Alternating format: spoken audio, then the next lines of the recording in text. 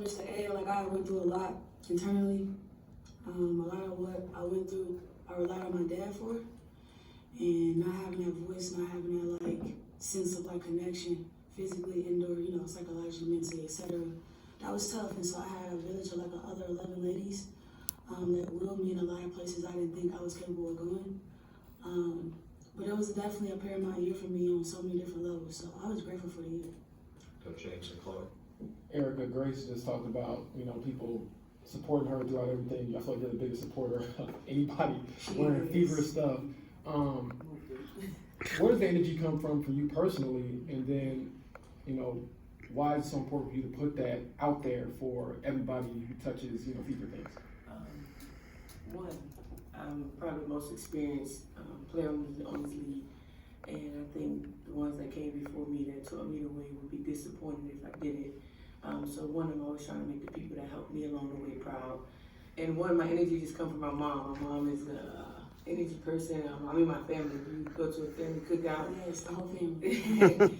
it's a burst of energy. Nobody is really calm. Probably the baby only if they sleep. But other than that, it's turned up. But energy comes from that. And then me just trying to help where I can help. Like I said, I've been in this league for a very long time. 10 years sound crazy. And I've been through so many things. So I notice like when players are down and when they need, certain things, and I just try to give it in any way I can. We got Chloe and Christine. Yeah, Kelsey, Christy earlier talked about how important you've been, just especially this year, and with your contract expiring after this season, would you be interested in re-signing or coming back to the organization?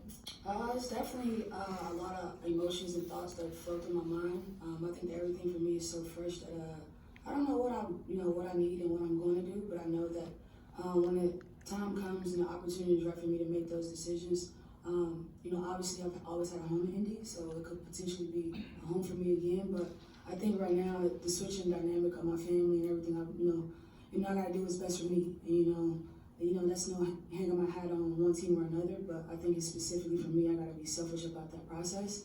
And when when I know, you'll know. So go see. Christine, then we'll go to Dana. For both of you, you both are veterans and have had amazing careers. You've also had the opportunity to be mentors, especially with this very young team, right? And with AB and now, of course, with Caitlin. Is there a moment, or can you speak generally or specifically about that role, watching them work together with you guys, of course, but anything comes to mind of how you helped Caitlin or AB or both of them, and so, of course, also helping your entire team? Thanks. DW. I can take it.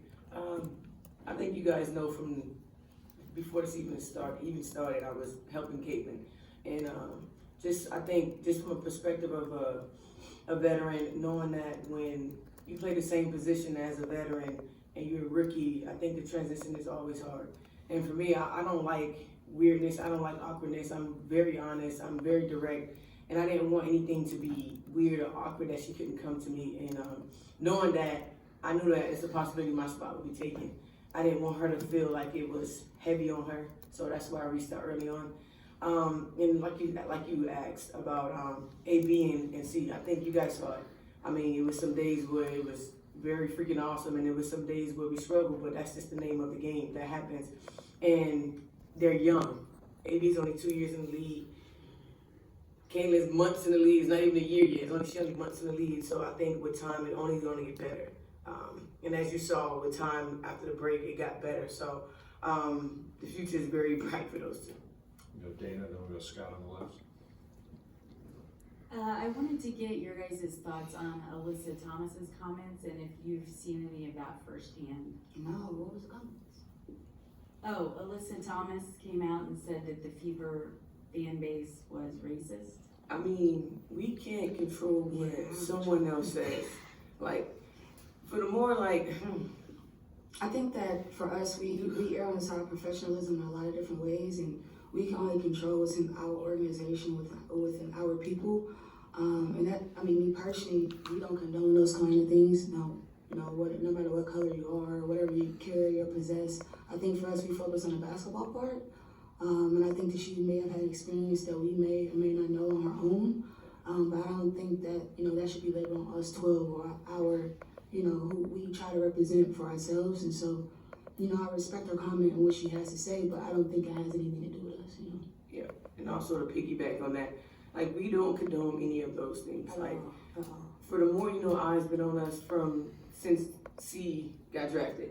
So for us, our ears been blocked out longer than most people, if that make any sense. So, like I've said, a comment before, like, it's a lot of things that try to come in this building and to pull us apart that we just didn't let. However, we probably got it too, we just don't care about it, because what's important is this organization and us winning games, and that's what we did. So, but for the most part, we don't condone that. I don't care about it, because there's a fan who probably sitting on the couch doing nothing, so I don't care. We'll go Scott, then we'll go Matt in the room.